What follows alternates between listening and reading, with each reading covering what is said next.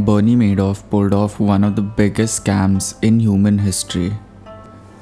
Just to put things in perspective, the Nirav Modi scam was worth 11,500 crores, whereas the Vijay Mallya scam was worth rupees 9,000 crore. Now you can imagine the gratitude of Bernie Madoff's scam. Madoff was sentenced to 150 years in prison after being convicted for what came to be known as the largest and most devastating Ponzi scheme in financial history. Bernie Madoff has just been sentenced for the biggest investment fraud in Wall Street history. A federal judge ordered Madoff, who is 71 years old, to serve a maximum 150 years in prison. Now, that is what prosecutors had asked for. So, what is a Ponzi scheme? A Ponzi scheme is an investment fraud that pays existing investors with the funds collected from new investors. People involved in these Ponzi schemes promise to invest your money and generate high returns with little or no risk. But actually, the fraudsters do not invest the money. Instead, they use it to pay those who invested earlier and may keep some for themselves. So, with little or no legitimate earnings, Ponzi schemes require a constant flow of new money to survive. Coming back to Bernie Madoff's Ponzi scheme, he had victims from every strata of society, from the poorest to the high and mighty. So, who was Bernie Madoff?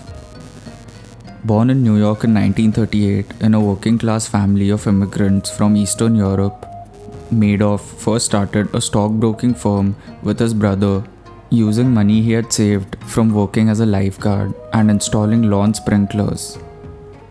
He began in the 1960s by trading penny stocks or shares of small companies that are not listed on major stock exchanges. Madoff's business, which was then legitimate, prospered. Working with his brother and two sons, his firm went on to become one of Wall Street's largest market makers, matching buyers and sellers of stocks, and was among the pioneers of computerized trading. Madoff was highly respected and used his expertise in cutting-edge technology in helping launch NASDAQ, the first electronic stock exchange, even serving as its chairman one time. Federal regulators also looked at him as a trusted advisor. Let's talk about his Ponzi scheme now. Behind his respectable public persona, Madoff was running an elaborate scam. Pretending to be trading securities, Madoff was running a proper Ponzi scheme, promising steady double-digit returns to his customers, while actually using cash from new investors to pay back money to older ones. Madoff was able to sustain the fraud for several years, withstanding a severe recession in the 1990s, a global financial crisis in 1998, and the jittery aftermath of the 9/11 attacks. Through those years, Madoff earned a reputation as a man of his word, never failing to honor redemption requests and delivering the profits that had been promised to his customers. Madoff and his wife lived a lavish life, owning private jets, a yacht, and homes in Manhattan, Long Island, Florida, and even France. It was after the crash of 2008 that the Ponzi scheme finally unraveled. His investors, who had so far reposed their trust in Madoff, began to pull out their money just as new sources of income dried up. By November 2008, investors had taken out over $12 billion from the accounts.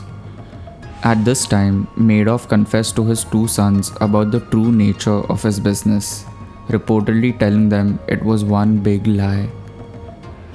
They then informed authorities of the scam, and Madoff was arrested at his Manhattan penthouse in December 2008.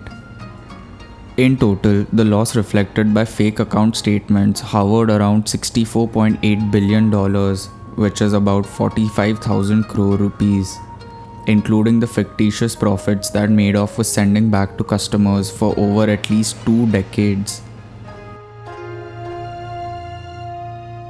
Court-appointed trustees have been able to recover $14 billion of an estimated $17.5 billion that investors pumped into Madoff's business. The scandal is considered among the most humiliating failures of the Securities and Exchange Commission, or SEC, the US stock regulator, as it was unable to detect the wrongdoing despite investigating Madoff more than 6 times since at least 1992, as per the New York Times. In March 2009, the then 71-year-old Madoff pleaded guilty to several charges, including securities fraud, saying he was deeply sorry and ashamed.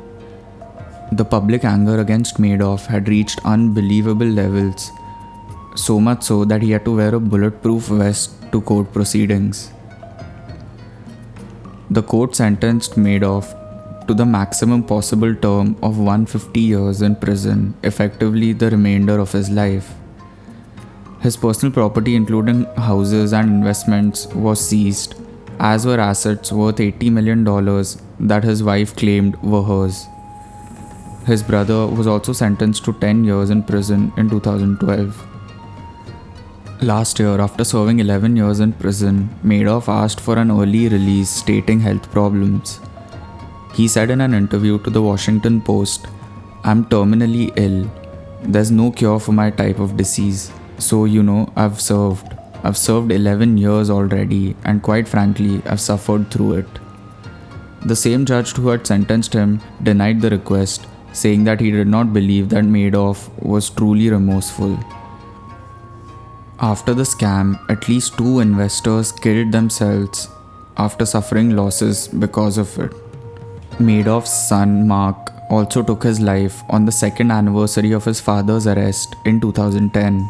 His other son, Andrew, died of cancer at the age of 48 in 2014 and blamed the stress of the scam as the cause of the disease, relapsing after 11 years since he fought it off. So, that was a story of the biggest Ponzi scheme ever pulled off in history.